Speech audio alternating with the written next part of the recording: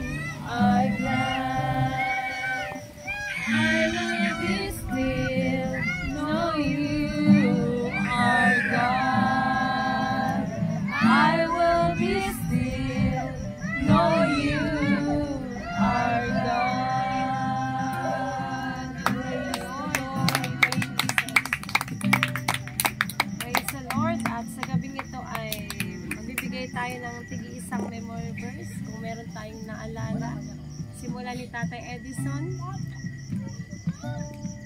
March 16:16, ang sumasampalataya at mabautismuhan ay maliligtas, sa kapwa at hindi sumasampalataya ay kaparusahan.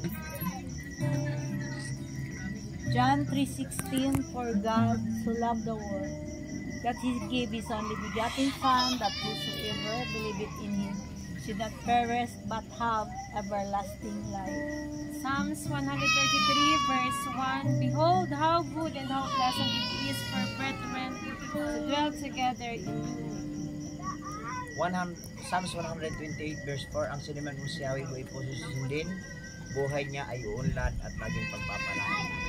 Psalms 22 verse 1, the Lord is my shepherd. Hebrews 11 verse 6, now faith is the substance of things hoped for, the evidence of things not seen.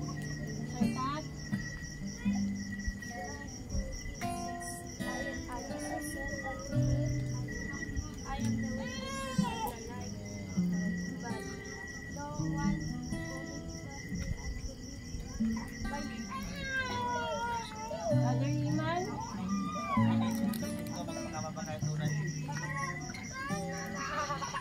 Ready? Jeremiah 6:9-13. Lalagay sa akin ng buong puso at tulungan ko kayo. Si Sir Mariel. Ako? Matthew. Kuha ng video.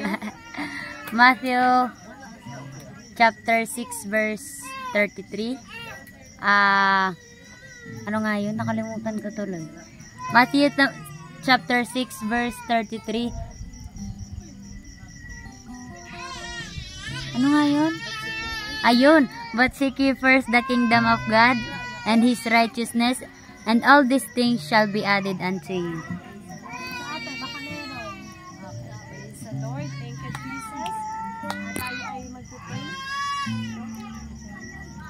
Praise the Lord. Alright, tayo po ay manalangin mga kapatid sa Panginoon since na ito po ay isang napagandang pagkakataon mga kapatid, no, na tayo po ay magkasama-sama, maka-fellowship at naging bahagi din po si Sister JD sa ganitong mga kapatid, no, ganitong kasiyahan. Bagaman yung kanyang balita sa kanyang tawag niyan exam, pero nagpasaya naman siya sa atin lahat mga kapatid. At hope na si Sister JD rin ay maging masaya sa anumang paraan at ito yung panahon na mas lalo pa talagang kumbaga sa more chance to come kay Sister Jerry. At yun ipagparin natin yung next chance, which is yan naman ang nangyari dati kay Sister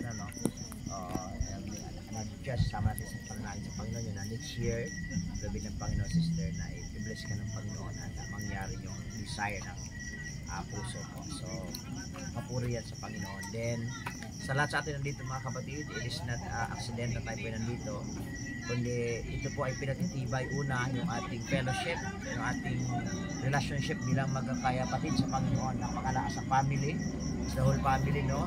One God Believer family. At ito rin ang ating bilang mga kapatid. Praise God. So, salamat sa Lord. So napakabuti po ng Panginoon. Napakalaki pong opportunity at talagang kagaanan sa namin. So doon sa ating bahay, mga kapatid, ang dami natin problema, dami natin alalahanin, dami natin kagbubot mo sa Bisaya, sa loob ng tahanan, mga kapatid. Sa loob lang ng bayan, dami na ng mga ma-stress ka sa buhay, makikita mo yung kalat minsan.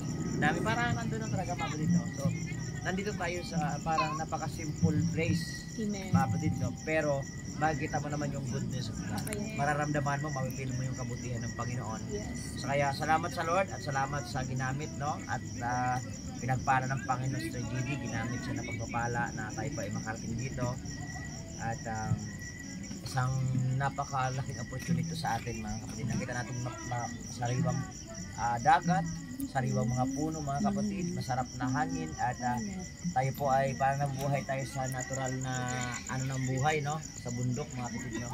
So all the glory belongs to God po. So, at the same time kahit paano nabalitaan natin si Sister Mitch din. So kahit paano yung kanyang pagsakripisyo at naabot din niya yung kanyang paghihirap, no. So